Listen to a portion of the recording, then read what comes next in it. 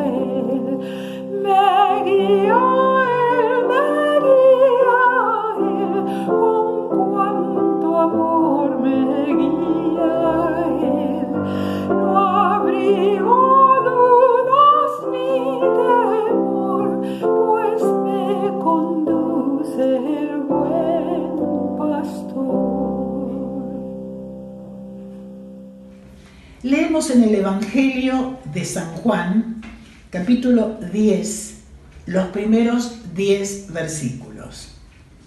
Entonces Jesús dijo: les aseguro que el que no entra por la puerta en el redil de las ovejas, sino que se mete por otro lado, es ladrón y bandido. Pero el que entra por la puerta es el pastor que cuida las ovejas.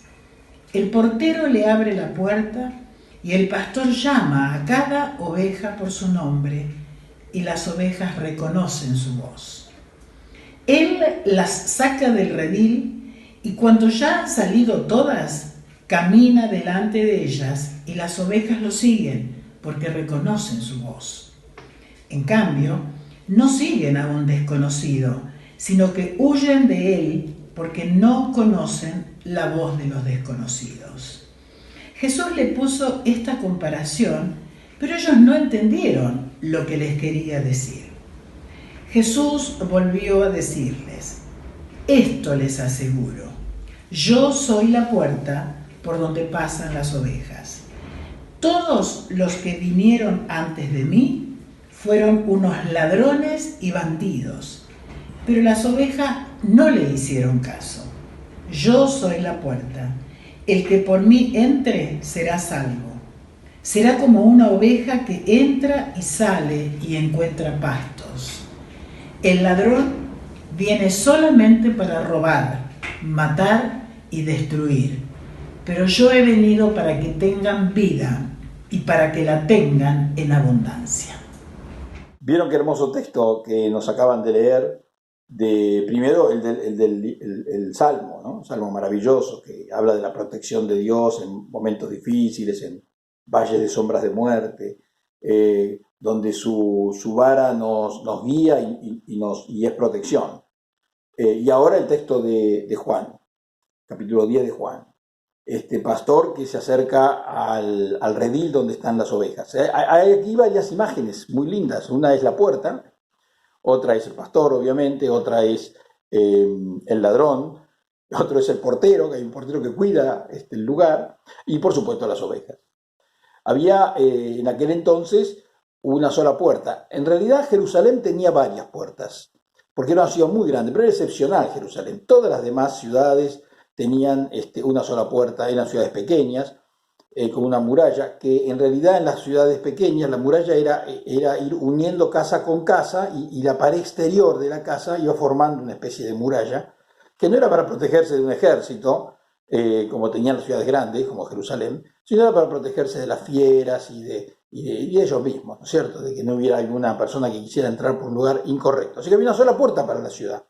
Por supuesto el redil también. Y este redil tiene que haber sido un redil más o menos grande, porque nos dice el texto que había ovejas de varios pastores ahí, o sea, que guardaban las ovejas varios pastores. Y ahí se entiende esto de que reconocen su voz, porque hay otras ovejas que están ahí que no van con este pastor, porque no reconocen su voz. Acá, nuestra traducción, hay que corregirlo un poquito, porque cuando dice, y el pastor llama a cada oveja, y cuando ya han salido todas las suyas, debería decir la traducción.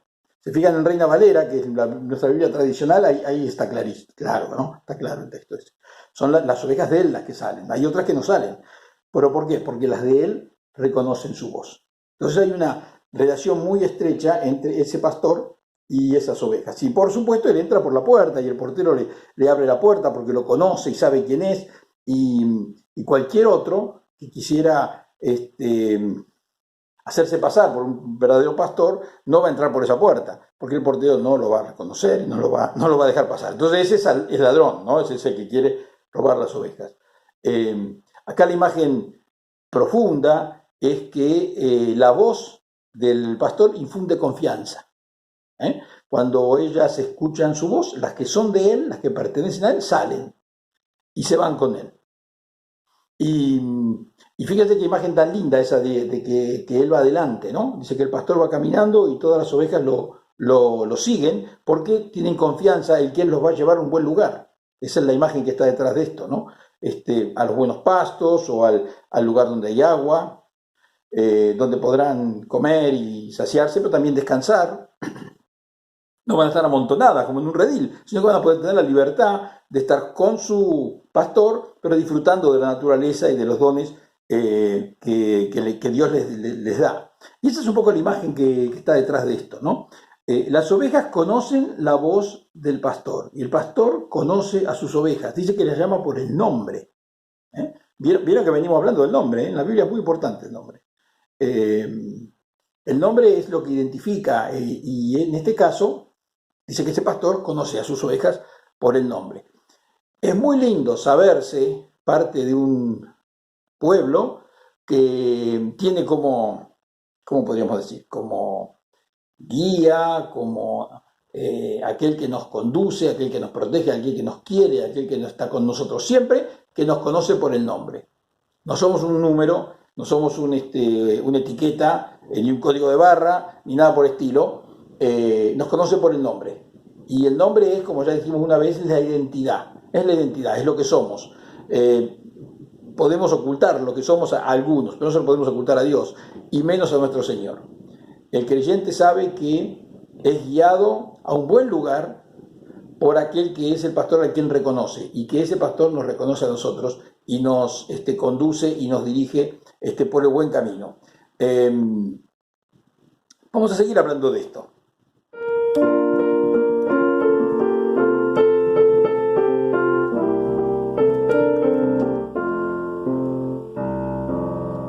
¿A quién iremos, Señor? ¿A quién iremos? Tú tienes palabras de vida. ¿A quién iremos, Señor? ¿A quién iremos?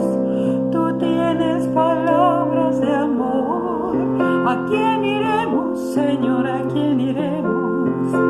Tú tienes palabras de paz. Tú eres el Dios verdadero, sencillo.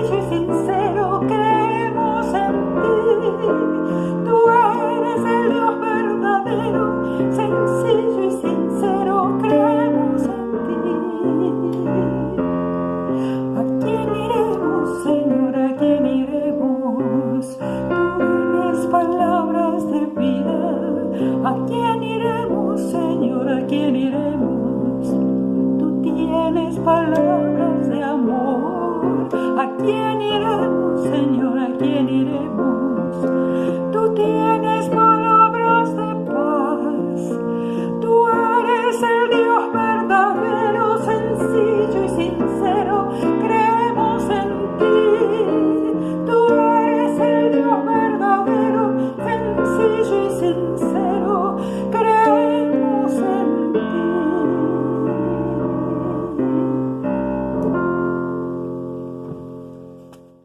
Y Jesús continúa, porque le dice de entrada, hacia el final de esta primera parte que leíamos, le dice que le dijo otra parábola, pero no entendieron.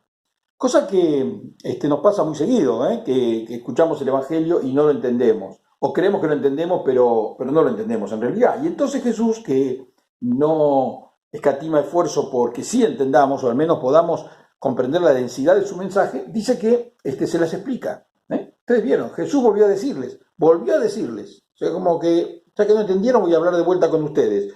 Yo soy la puerta, y ahí usa las imágenes que ya había usado antes, ¿no? En la parábola. Yo soy la puerta por donde entran las ovejas. Todos los que vinieron antes de mí fueron ladrones, buscaban otros, tenían otros fines, y las ovejas no le hicieron caso. Yo soy la puerta, el que por mí entre será salvo. Entonces acá aparece con claridad el mensaje de Jesús. Él apunta a la salvación. Él apunta a que caminar con Él, ir detrás de Él en esa imagen del pastor caminando y sus ovejas detrás, es un camino de salvación, no es otra cosa. No es un camino para ir a un lugar donde necesitamos ir o tenemos ganas de ir. Es un camino de salvación, es rescatar la vida. Cuando a veces nos preguntan qué es la salvación, un concepto que puede ser un poco abstracto, pero por supuesto hay muchas explicaciones posibles. A mí me gusta decir que la salvación es la tranquilidad de saber que el Señor rescata nuestra vida. Esa vida que se nos escapa, que se nos va como en la arena entre los dedos, esos días que se van y que nos vamos poniendo viejos, y que no sabemos bien cómo, no es una vida desperdiciada para Dios. Cuando la hemos vivido con confianza, con fe, con esperanza y con desafíos, por supuesto. No es una vida que no tiene sentido ni fin. Tiene un fin aquí, pero tiene otro fin más allá. Por eso dice, y esta es una de las imágenes más lindas que tiene la Biblia, ¿no? Que he venido a traerles vida y para que la tengan en abundancia. No es solamente la vida que todos tenemos casi por naturaleza, para que la tengamos en abundancia. Y eso es la salvación.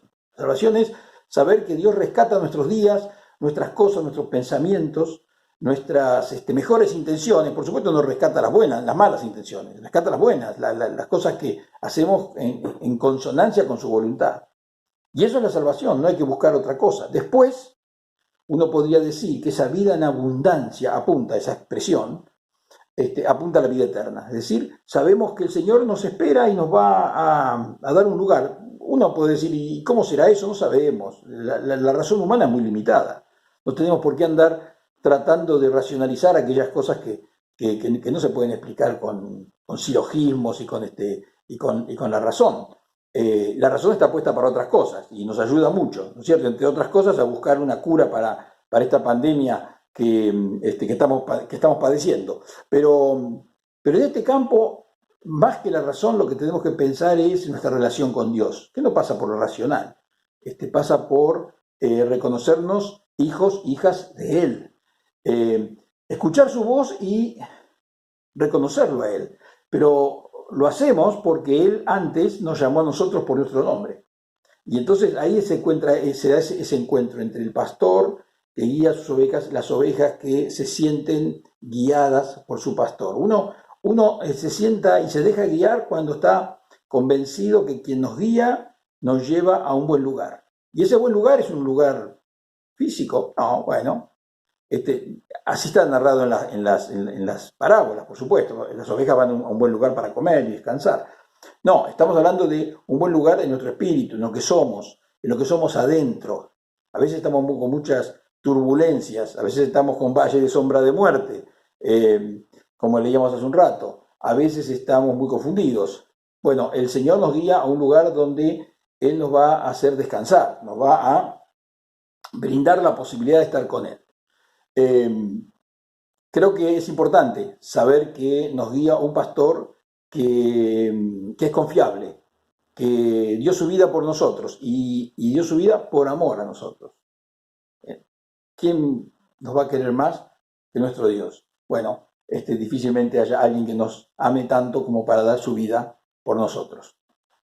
Tu fidelidad es grande, tu fidelidad incomparable es. Nadie como tú, bendito Dios, grande es tu fidelidad. Tu fidelidad es grande, tu fidelidad incomparable es. Nadie como tú, bendito Dios, grande es tu fidelidad. Tu fidelidad es grande, tu fidelidad incomparable es. Nadie como tú, bendito Dios, grande es tu fidelidad. Tu fidelidad es grande, tu fidelidad incomparable es. Nadie como tú, bendito Dios, grande es tu fidelidad.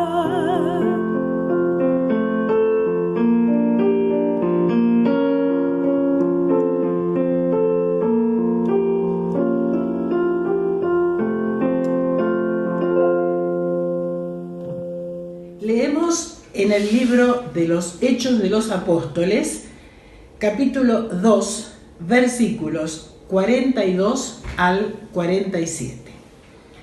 Todos seguían firmes en lo que los apóstoles les enseñaban y compartían lo que tenían y oraban y se reunían para partir el pan. Todos estaban asombrados a causa de los muchos milagros y señales que eran hechos por medio de los apóstoles. Los que habían creído estaban muy unidos y compartían sus bienes entre sí. Vendían sus propiedades y todo lo que tenían y repartían el dinero según las necesidades de cada uno. Todos los días se reunían en el templo y en las casas partían el pan y comían juntos con alegría y sencillez de corazón. Alababan a Dios y eran estimados por todos. Y cada día el Señor añadía a la iglesia los que iban siendo salvos.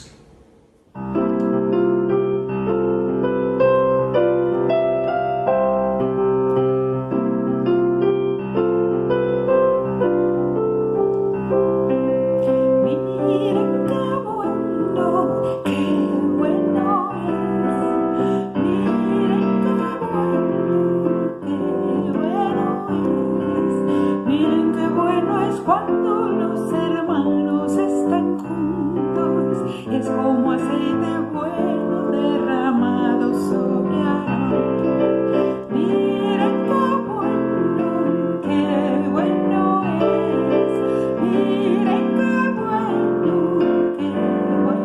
es. Miren qué bueno es cuando las hermanas están juntas. Se parece al rocío sobre los montes de Sión. Miren qué bueno es. Miren qué bueno es.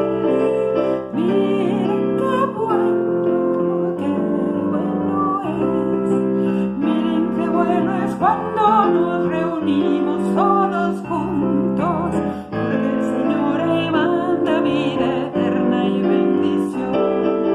Miren qué bueno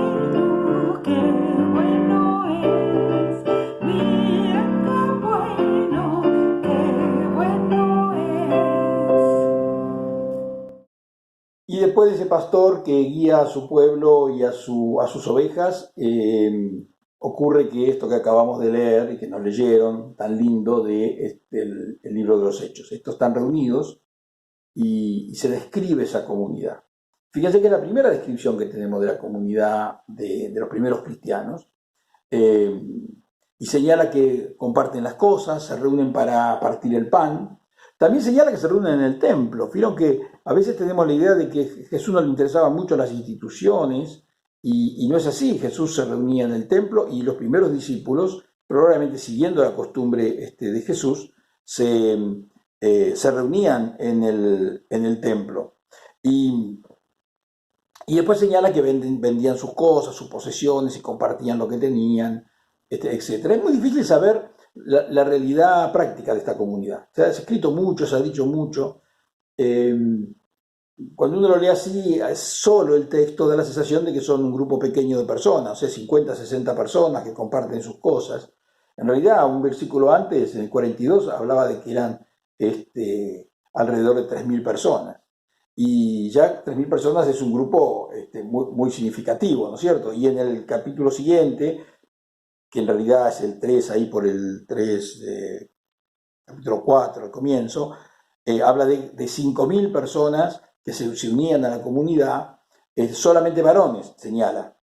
Esa costumbre antigua de contar solo los varones. O sea que si por lo menos pensamos que cada varón tenía su esposa, cosa que era así porque no había soltería, no existía la soltería en esa época, como costumbre social, estamos hablando de 10.000 personas. Entonces ustedes se imaginan que 10.000 personas es un número importante. Ahora, para pensarlo así como muy románticamente, encontrarse con los amigos y creemos lo mismo y compartimos las cosas, ¿no? Sino que ya era un número importante de gente que seguramente compartían muchas viviendas, en muchas casas y en muchos lugares, y no se encontrarían todos juntos, porque sería realmente un escándalo tener 10.000 personas reunidas predicando algo que para las autoridades oficiales de la fe de Israel era algo realmente escandaloso. De modo que es difícil imaginarse cómo funcionaba esto. Pero acá hay tres cosas que parece que sí son el signo de lo que señala el texto y de esta comunidad, ¿no? Sea cual fuere la forma que tenía. Una era que cada cual daba según sus posibilidades. Entregaban sus cosas. Y según lo que tenían podían dar, y eso es lo que daban a la comunidad. Cada cual recibía según su necesidad, que es como consecuencia de lo anterior, ¿no?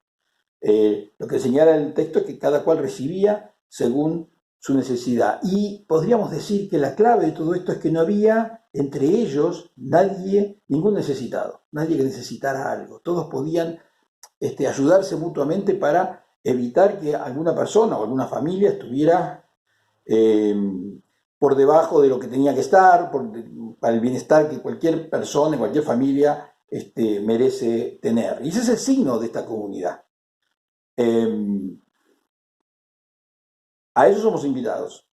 La iglesia que nace con estas características. Quizá la clave ahí es que no había necesitados entre ellos. Esto es en términos de las prácticas. La otra clave de esto es, se reunían para partir el pan. Ustedes saben que ahí, en ese contexto, partir el pan es la comunión. Es que ellos entendían que al partir el pan, y probablemente compartir la copa, que no lo decían ahí, evocaban la presencia de Jesús. El Jesús que había resucitado y que había confirmado con su vida que sus palabras eran verdaderas, era evocado al partir el pan. Leímos el domingo pasado el texto de Emaús, lo descubrieron cuando compartió el pan. Ahora ellos lo descubren cuando comparten el pan.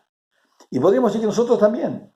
En la iglesia estos días no lo podemos hacer, pero ya vamos a poder encontrarnos nuevamente. Cuando partimos el pan y compartimos la copa, ahí encontramos que el Señor está en medio nuestro. Está en medio nuestro y está en medio de todos los hermanos y hermanas de todos lados que se reúnen en ese sentir, que se reúnen a compartir ese pan y ese vino con ese significado de la presencia de Cristo en medio nuestro. Yo creo que este domingo que seguimos encontrándonos por este medio, y damos gracias a Dios porque existe, y por los hermanos y hermanas que pueden hacer esto, porque no es fácil hacerlo. Hay cuestiones complicadas, pero que gracias a Dios tenemos quienes las saben manejar. Somos llamados a sentir que somos parte de ese cuerpo que se expresa en el libro de los Hechos, que se expresa en el Evangelio de Juan, cuando esas ovejas siguen porque oyen la voz y lo conocen a su pastor, que se expresa en esta invitación a ser parte de una comunidad donde compartimos lo que tenemos, lo mucho, lo poco, lo que tenemos, y estamos siempre atentos a que no haya quien tenga una necesidad. Eso es parte del mensaje del Evangelio. Es parte del camino de salvación del que hablábamos. Es parte de sentir que lo que tenemos es don de Dios y que lo mejor que podemos hacer con ello es compartirlo con otros que lo necesitan.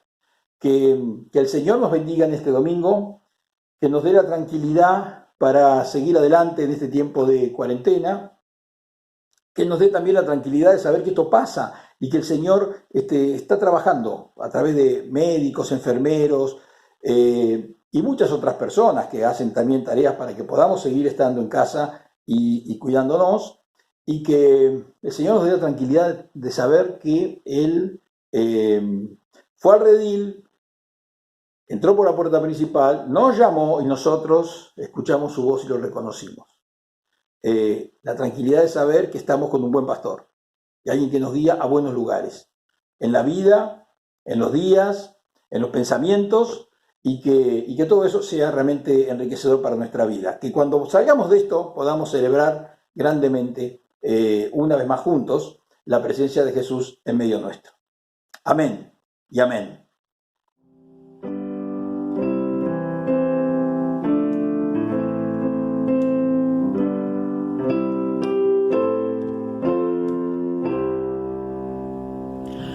Es el Señor, mi buen pastor, y no me faltará.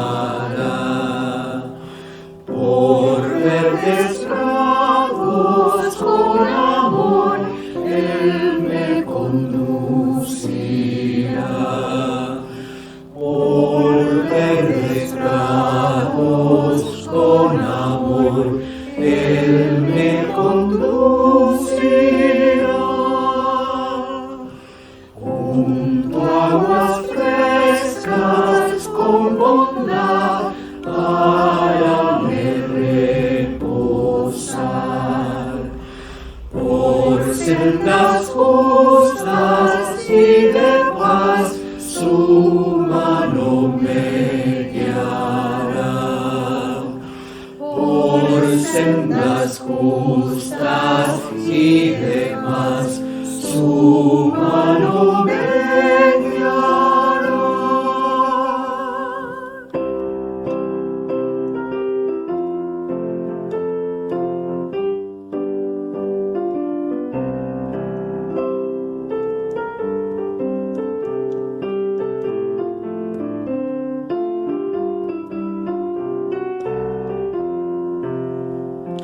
El Señor me guardará, siempre me confortará, por las sendas de justicia me guiará.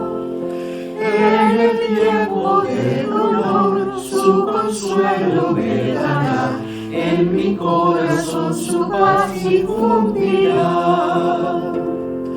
El Señor me pastorea, nada aquí me faltará.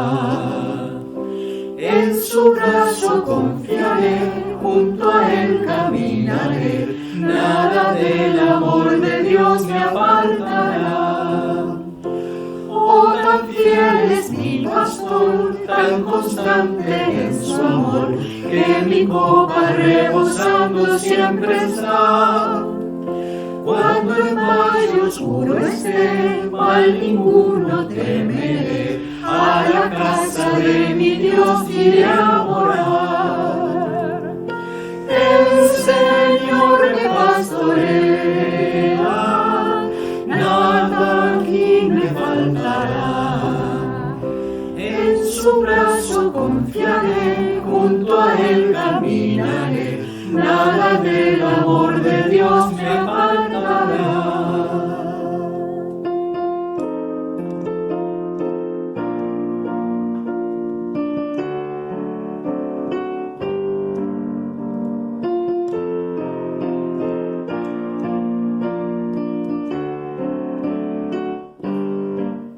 El Señor es mi pastor, nada me puede faltar. El Señor es mi pastor, nada me puede faltar. Él me guía en sus senderos, por amor de su nombre. Aunque cruce a oscuras, ningún mal temeré. El Señor es mi pastor, nada me puede faltar. El Señor es mi pastor, nada me puede faltar. Tú preparas una mesa frente a mis enemigos. Tú perfumas mi cabeza y mi copa rebosa. El Señor es mi pastor, nada me puede faltar. El Señor es mi pastor, nada me puede faltar. Demos gloria al Padre, a Jesús el Señor y al Espíritu Santo por los siglos. Amén. El Señor es mi pastor, nada me puede faltar. El Señor es mi pastor, nada me puede faltar. Nada me puede faltar, nada me puede faltar.